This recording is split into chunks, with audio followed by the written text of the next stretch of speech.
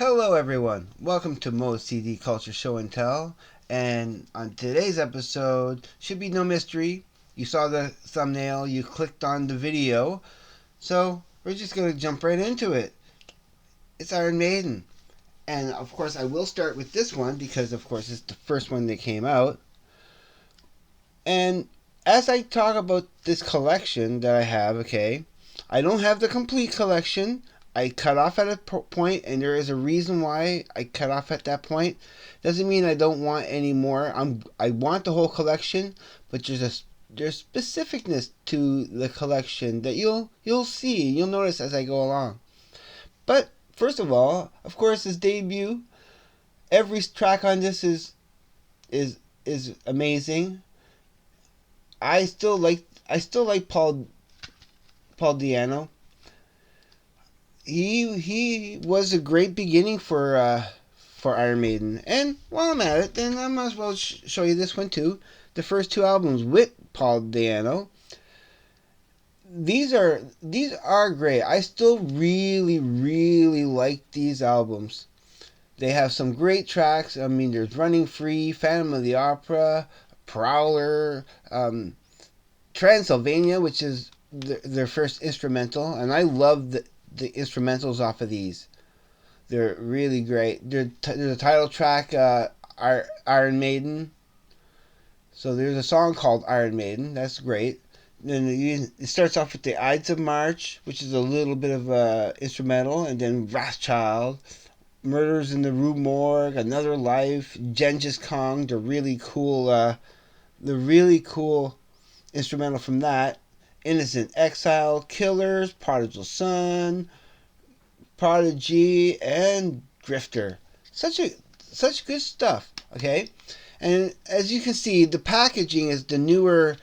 They changed the packaging. They have the newer ones, and you can see that on the ends, it's like that. You have the little Eddie faces in the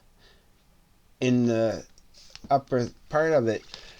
Now, I will start right away by saying that Derek Riggs, the artist who does these, he's my favorite. He's one of my favorite besides Alex Gray, because Alex Gray is my favorite artist of all time, right up there with Salvador Dali, because I love his work too. But then there's Derek Riggs, and all three of them people, although one of those people doesn't do album artwork, they're fantastic artists. They're my three favorite artists. And Derek Riggs, he has I find Iron Maiden has the best album covers. Yeah, I will argue that to the end of time. They have the best album covers besides Tool, because Tool's album covers are legendary. Well, to get into the next one, of course, we all know that the next one would be Number of the Beast. Now, a CD I wish I could get would be Made in Japan. Oh, that would be such a great find if I could get that on CD. But we got, of course, Number of the Beast. You know, it starts with Invaders, Children of the Damned, The Prisoner, 22. And The Prisoner, by the way, is actually based on the British TV show that I've watched. I watched the whole series of that, and I actually enjoyed that. If you have never seen it, check that out. It's really good. 22 Arcadia Avenue, The Number of the Beast, the Great Run to the Hills. The video to that is awesome too. There's Gangland, Total Eclipse, and Hallowed Be Thy Name. And Hallowed Be Thy Name is another killer track off of that. And these CDs, okay, which all the rest of my other CDs are of this style, rather than the first two being of these newer, you know, they're better in some ways, but these are the ones I want to collect, and you'll see why as I go along. Because as we go along, the next one would be Peace of Mind, which again, look at that cover. I always love those covers. You got Where Eagles Dare, Revelations, Flight of the Icarus, Die with Your Boots On, which is one of my favorites on here. The Trooper, which is a classic awesomeness. Still Alive, Quest for Fire, Sun and Stone. Sun and Steel. Sometimes my eyes betray me. To Tame a Land. Killer tracks. And look at the artwork. Look at the artwork on that. Isn't that fantastic? And we're gonna get to one of my favorite Iron Maiden albums of all time, and this was pretty much the first Iron Maiden album that I really loved. Is Power Slave. That every track on this is solid for a concept album. It just hits every note.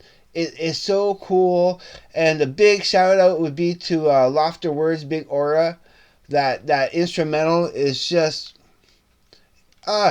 it's chef kiss, because you got Aces High, 2 Minutes to Midnight, Flash of the Blade. Flash of the Blade is probably my favorite song on the album, actually. Besides Lofter Words, because that instrumental is just excellent. You get the Duelist, Back in the Village, then the title track of Power Slave, and the epic long, I think 13 minutes or something, masterpiece of Rhyme of the Ancient Mariner. And I tell you, at the time, and I can do much of the lyrics. There's so much of the lyrics I still remember, but I used to be able to recite that whole thing from memory without even listening. As long as I have the tune in my head, I could I could sing the whole thing. Every single line. I had that memorized. And I have probably about good 80-90% of it memorized still. I can still ramble off a lot of it. But I need to really listen to my Iron Maiden again very soon, because they're just beautiful. They're just awesome. Now, we're coming up to, again, one of probably in my top 5 favorite live albums of all time that I just think is killer for all these tracks. And it's my favorite Iron Maiden cover, and probably one of my favorite covers of all time. And that's Live After Death. That, when I first seen that, and the detail of that is just so magnificent. It's just, I can't, I wish I could, I really would love to paint that, or to draw that, or try to make my own rendition of that. Because that is just some of the best artwork, and it continues on with through the back cover too. Is I can't gush enough about it. There's artwork everywhere. I'm not going to go into too much detail with the artwork. Again, I urge you just to go out and buy it yourself. If you want to see more of the inside in that, I would show you, but no, I like to keep these videos just a little short enough, because I still have so much content to go through. So, yeah, that's this. I mean, it has everything that's good that you can think of. It has, you got Bruce Dickinson doing songs that were sung originally from Paul Di'Anno. It's just, and he nails it. He nails it better, and he elevates those songs to even higher heights. And not to take away from those first 2 albums, because I still think they're great albums, and I still love listening to them at any time. They're just as strong. But, okay, we'll face it, Bruce Dickinson is the greater singer of Iron Maiden. He's the best singer they've had, no matter what. Yeah. I mean, I would call him the second Iron Lung. My favorite Iron Lung, as I call Iron Lung Joey Belladonna from Anthrax. Some of those earlier tracks there, like AIR or Lone Justice, those notes, those pitches that he hits, and how long he holds those, it's just magical. And Bruce Dickinson is a pretty close second. He can hit those great freaking notes, and just like that yell he does in in Rhyme of the Ancient Mariner is just epic, and he's doing it live while running around on stage. He's such a trooper. No pun intended, but pun intended. Anyway, let's get to the next one I have. And this is the last one that I have for now. And I'll tell you why I haven't gotten more yet. Because I definitely have to get Seventh Son of the Seventh Son. Like, I have to get, Fear of the Dark and all the rest. Because I need them all. And when I've been buying them, I've been pretty much buying them in order from, like, I kind of had to backtrack because I bought Power Slave first, and then I got like the Number of the Beast, and then I got like other ones. But I wanted to get these packaging, and especially with some. And again, this is probably my second favorite, and sometimes like maybe even tied for first place of my favorite Iron Maiden album covers, because also look at the detail. This is probably one of the greatest detailed besides Live After Death, because those two covers are just like they're epic. They're epic. They're like they're the two greatest Iron Maiden covers. I don't like no other Iron Maiden covers really compared to those from back in the day. They were the thing. They were. Yeah, love those covers. And then you get, of course, Caught Somewhere in Time, Wasted Years. It's just, so good. Sea of Madness, Heaven Can Wait, The Loneliness of the Long Distant Runner, Stranger in a Strange Land, Deja Vu, and Alexander the Great. All epic tracks. Like, in those days when Iron Maiden was coming out with these albums, they could do no wrong. They could do no wrong at all. Every track was solid. Every track was killer. For me, this is the golden age of metal right here in that.